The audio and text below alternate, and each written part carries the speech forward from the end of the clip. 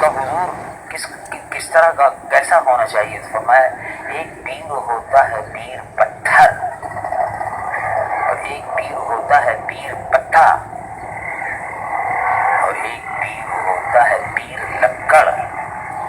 یہ عام زبان سیدھے عمومی زبان میں حضرت سمجھا رہے ہیں لکڑ۔ تو وہ کہا حضور پتھر سے کیا مراد ہے؟ وہ کہا پتھر تم نے دیکھا اگر دریا میں ڈال دو تو خود بھی ڈوب جاتا ہے، اور اس کے ساتھ کسی کو باندھ دو تو اس کے بھی لوگ ڈوب جاتا ہے۔ ایسا پیر جس کا خود کوئی پیر نہ ہو، پیر پتھر ہے، خود بھی ڈوبتا ہے دوسروں کو بھی لے کے ڈوبتا ہے۔ جاہل ہو خاص طور سے تو لیجیے، خود بھی گیا دوسروں کو بھی لے گیا۔ ان کا حضور پیر پتہ کیسا ہوتا ہے؟ کا پیر پتہ ایسا ہے کہ خود تو ٹھیک ہے، لیکن اگر اسے کسی کے ساتھ باندھ دیا، خود تو پتہ جو ہے وہ تو تیرتا رہتا ہے۔ پتھر اگر دریا میں ڈالو تو ٹھکتا نہیں ہو، تو فوراً نیچے گیا۔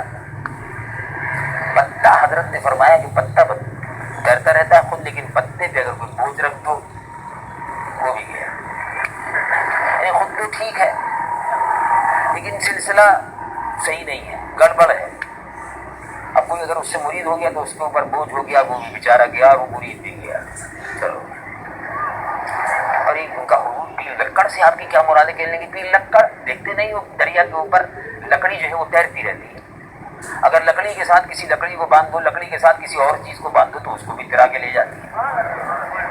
پیر لکڑ ہے جس کا سلسلہ ایمان جس کا صحیح ہو، جس کے عشق اور محبت رسول صلی اللہ علیہ وسلم کوئی کلام نہ ہو، عقیدہ جس کا صحیح ہو، سلسلہ جس کا صحیح ملتا ہو، اس کا شیخ طریقت اور اس کے پھر شیخ طریقت اور سلسلہ پورا اولیاء اکرام رضوان اللہ علیہم کی نسبتوں سے ہوتا ہوا نسبت محمد رسول اللہ صلی اللہ علیہ وسلم سے مل جاتا ہو۔ مولانا غلام رسول صاحب رحمۃ اللہ علیہ بھی وہ لوگ تھے جن کی نسبت صحیح تھی۔ اللہ تبارک و تعالی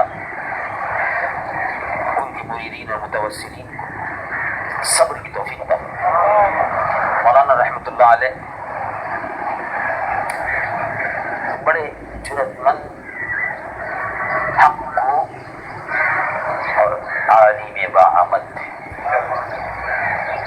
اللہ تبارک و تعالی یہ بزرگ جو ہم سے پہلے رخصت ہو گئے